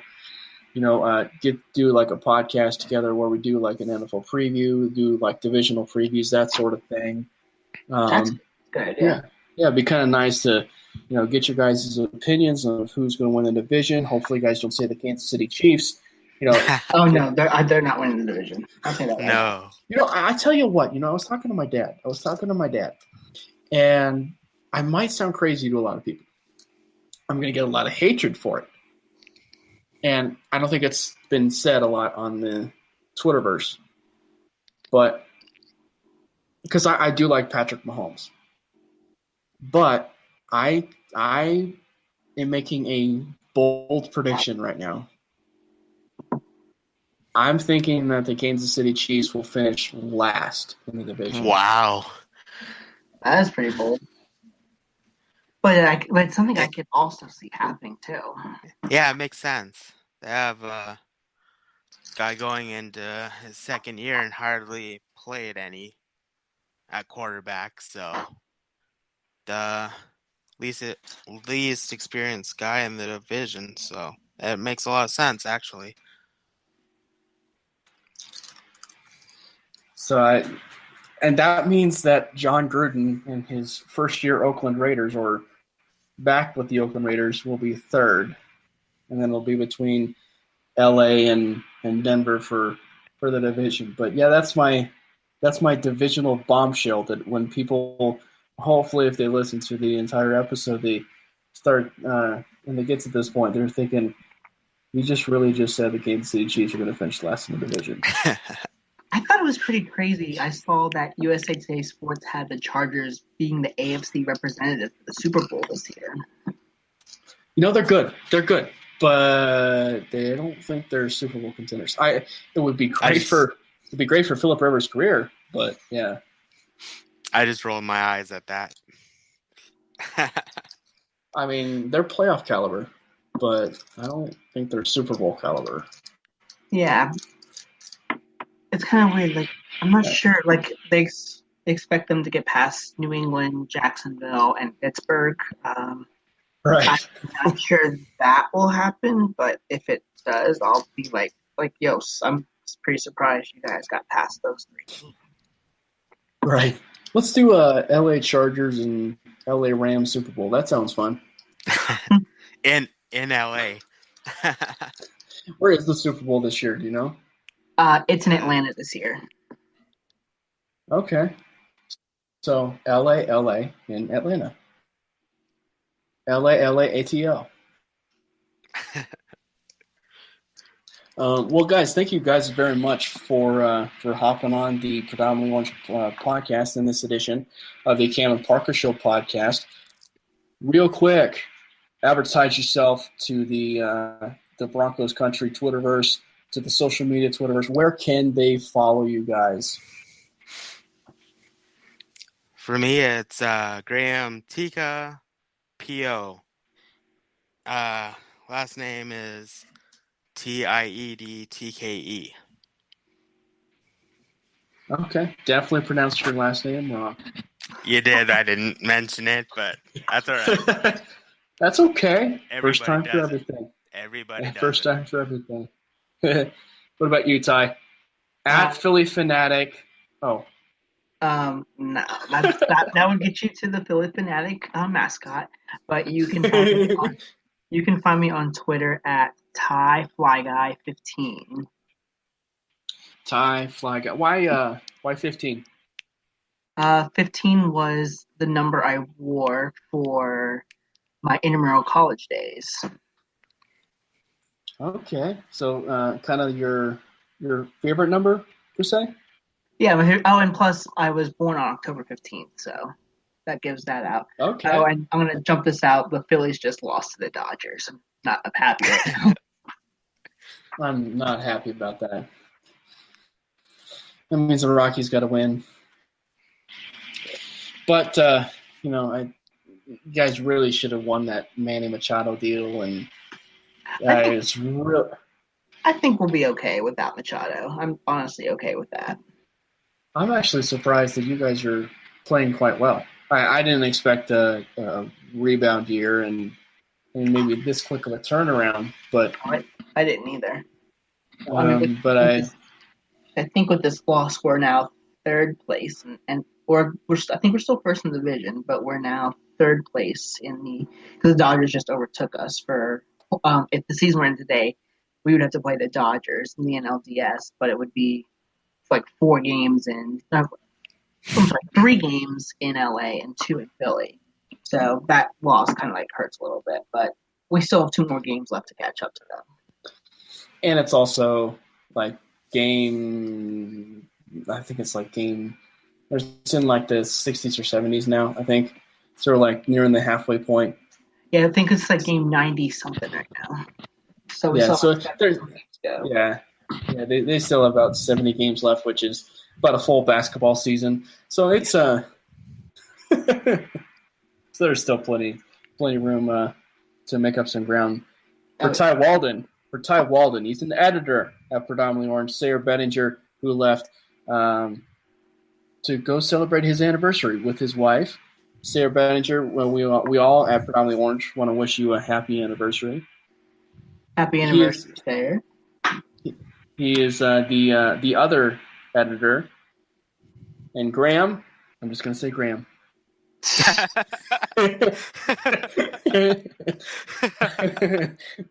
For Graham, He is he's a great guy. You guys make sure you guys follow Graham on Twitter. He's actually been producing some really good content down on Predominantly Orange. He's a great guy. Make sure you guys follow Graham on Twitter and and also follow us at the main Predominantly Orange Twitter account at Predom Orange, not at Predominantly Orange, but just at Predom Orange on Twitter. For the Cam Parker Show, make sure you guys like us on Facebook. We have the Cam Parker Show podcast on Facebook. You guys can also follow the show handle at CP_show. Make sure you guys also follow me as well at Cameron Parker PO. And thank you guys very much for another edition of the Cameron Parker Show.